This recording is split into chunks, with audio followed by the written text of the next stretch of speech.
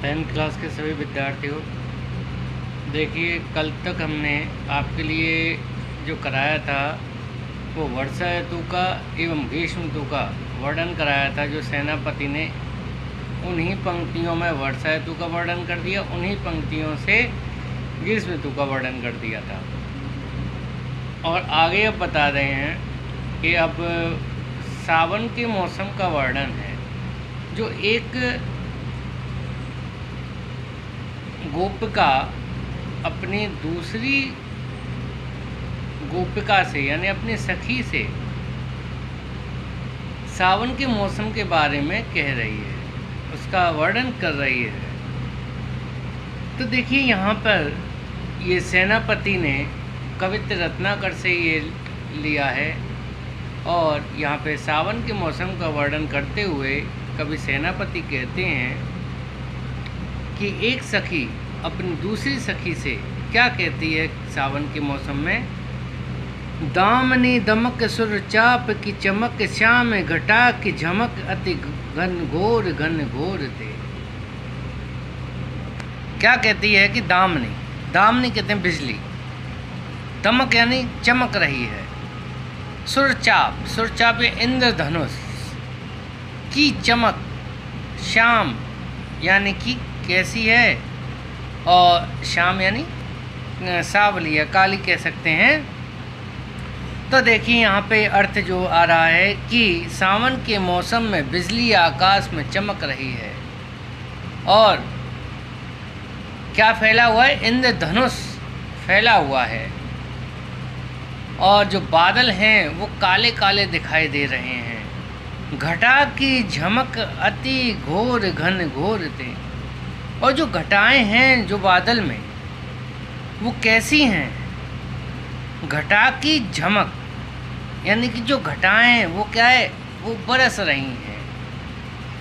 अति घोर घनघोर थे, बहुत ज़्यादा तेज गति से, और वो बारिश कर रही हैं। एवं उनकी जो गर्जना है घटाओं की वो क्या है, बहुत तेज हो रही है। जब एक घटा दूसरी घटा से टकराती है तो वो क्या है, एकदम आवाज़ होती है, उनकी गर्जना होती है।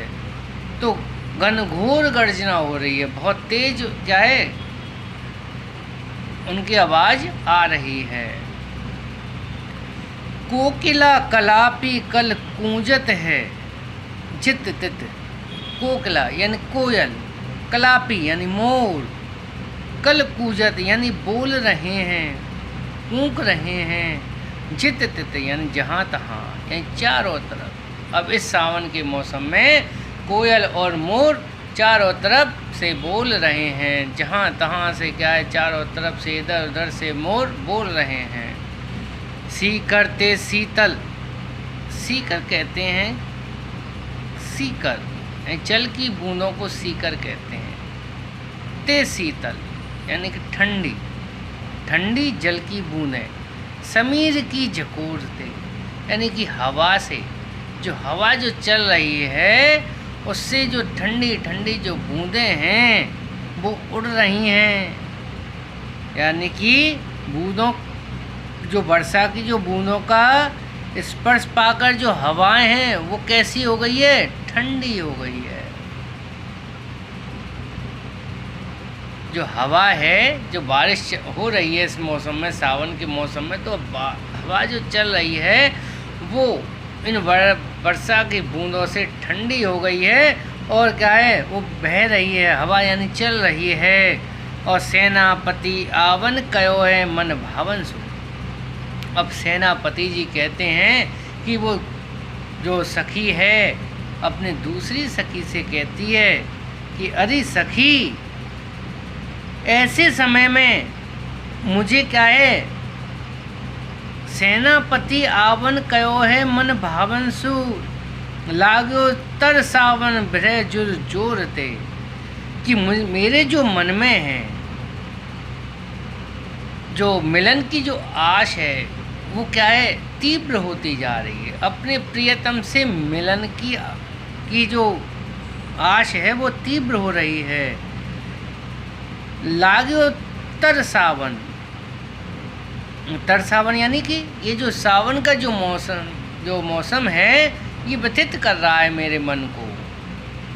वह जोड़ते और पति से दूर रहने का जो ज्वर है यानी जो तड़प है वो इस समय क्या है और ज़्यादा होने लग रही है। यानी जो तड़प है वो पति से दूर रहने की और ज़्यादा क्या है जोर से तड़प होने लग गई है। आयो सखी सावन मदन सर सावन।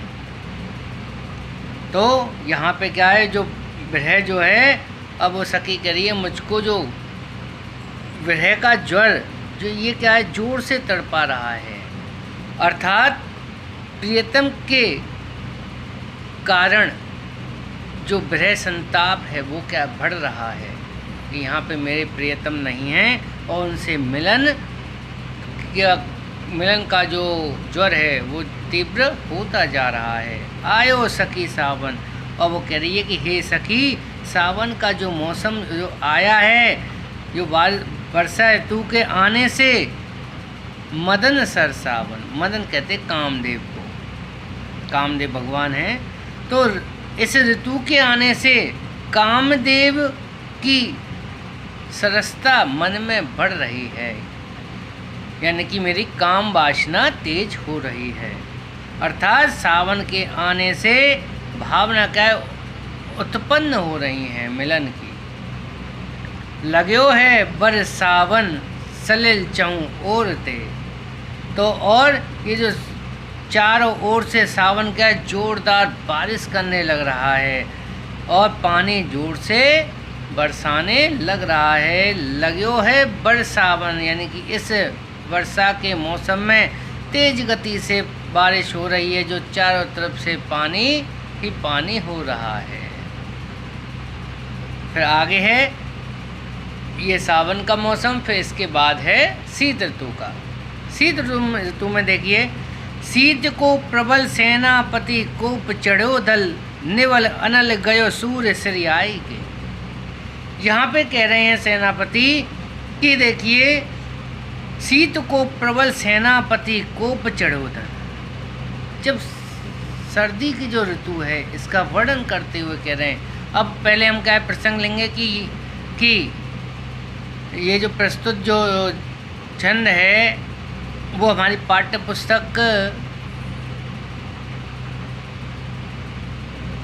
हिंदी से लिया गया है और यहाँ पे ऋतु वर्णन शीर्षक से इसको लिया गया है जो कि सर्दी के मौसम के बारे में इसमें बताया गया है कि किस तरह से जो शीत ऋतु है वो आक्रमणकारी रूप में आ गई है। तो यहाँ पे सेनापति वर्णन करते हुए कहते हैं कि शिशिर ऋतु यानी कि शीत ऋतु। शीत ऋतु में सर्दी की अधिकता का प्रकोप सब ओर फैल जाता है। देखिए भाई जब शीत ऋतु जब आती है तो ठंडक हो जाती है। तो वह क्या है दलबल सहित शीत को प्रबल सेनापति यानी कि जिस तरह सेनापति एक सेना पे जब वो युद्ध करने जाता है तो उससे जब युद्ध करता है तो वो चढ़ाई करते हैं यूँ कहते हैं। तो ऐसे ही क्या है ये जो है शीत ऋतु ये भी दलबल सहित चढ़ाई कर रही है। सेनापति कोप चढ़ो दल यानी कि कोप कहते हैं यानी कि इसका जो कोप का मतलब कि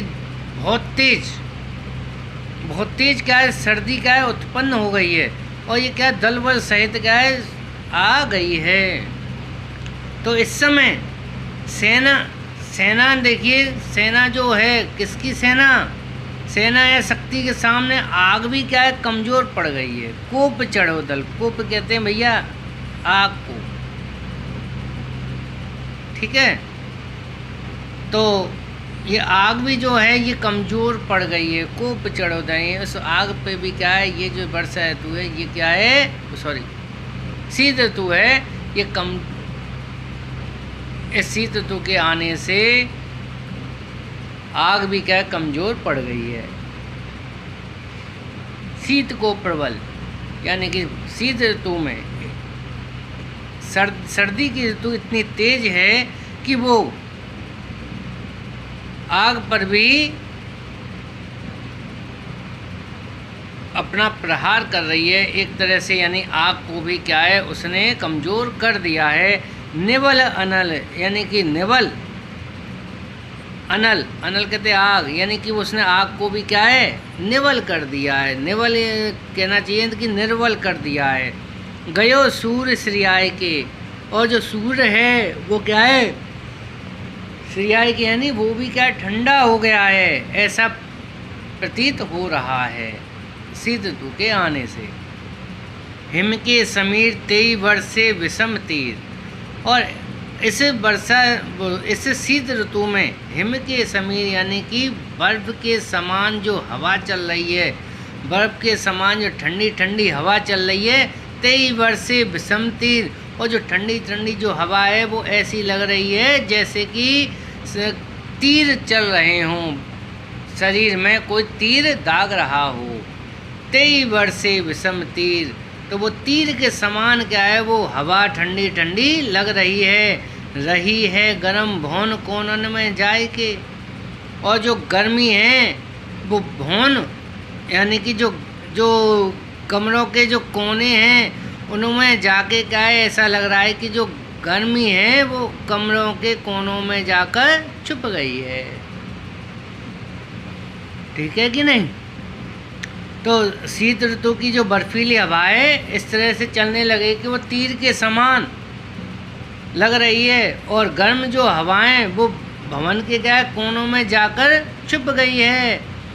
धूम नेह बहे, धूम नेन बहे, लोग आगी पर गिरे रहे। अब देखिए जब शीत ऋतु आती है तो लोग बाग क्या है आग जला लेते हैं, आग जला लेते हैं तो क्या है सब इकट्ठे होकर उस आग के चारों तरफ आ जाते हैं, और उसको तापने के लिए, उस आग से अपने हाथों को तापने के लिए उस आग पर गिरे जाते हैं। और सभी क्या है अब जब आग जब जलती है तो भाई धुआं भी उड़ता है, तो धुआं उड़ता है तो आँखों से आंसू भी निकलता है। तो यहाँ पे वही बात कही है धूम नेन बहे। अब जो आग जो जल रही है उससे क्या है लोगों के क्या है आँखों से आंसू आ रहे हैं, नैन बह रहे हैं, लोग आग ही पर गिरे रहे, और लोग क्या उस आग की गर्मी पाने के लिए उस आग पे गिर रहे हैं। ऐसा लग रहा है उसको उस आग को चारों तरफ से घेर रखा है, ये को लगाए रहे नेक सुलगाए के।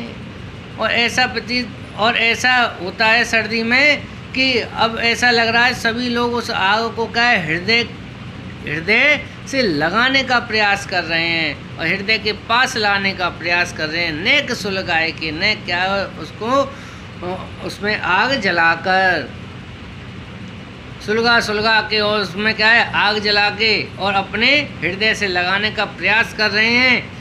मानो भीत जानी महासीत ते पसार पानी। तो अब अर्थात क्या है मानो सर्दी से क्या अत्यधिक भयभीत होकर, मानो भीत कहते हैं भयभीत होना डरना, मानो भीत जानी महासीत ते पसार पानी। तो मानिए कि सर्दी से अत्यधिक भयभीत होकर लोग अपने हाथ फैलाकर आग को अपनी छाती की छाया में छिपाकर रखना चाह रहे हैं। मानो भीत जानी यानी कि लोग क्या है भयभीत होकर महाशीत ते यानी कि जोरदार सर्दी से पसार पानी कहते हाथ को, यानी अपने हाथों को क्या है पसार रहे हैं यानी कि उनको खोल रहे हैं और अपनी छाती से लगाने का उस आग को प्रयास कर रहे हैं। छितिया की छाँ राख्यो पाउक छिपाए के, और उसको क्या है अपने छाती के पास लाकर और उसको क्या है वहाँ पे अपने छिपाकर रखना चाह रहे हैं। यानी इसलिए लोग क्या है हाथ फैलाकर अपनी रक्षा करते हुए उसे अपनी छाती की छाया में छिपाकर रखते हैं ताकि शीत से अग्नि की रक्षा हो सके, ऐसा प्रतीत हो रहा है। छतिया की छाँ राखियो, यानी छाती की छाँव में क्या है, पाउक छुपाए के, यानी उस आग को छुपा कर रखना चाह रहे हैं, इतनी तेज सर्दी पड़ रही है। तो आज देखिए इसका ये अर्थ पूरा होता है, और कोई परेशानी हो तो देखो पूछ सकते हैं। ठीक है, धन्यवाद।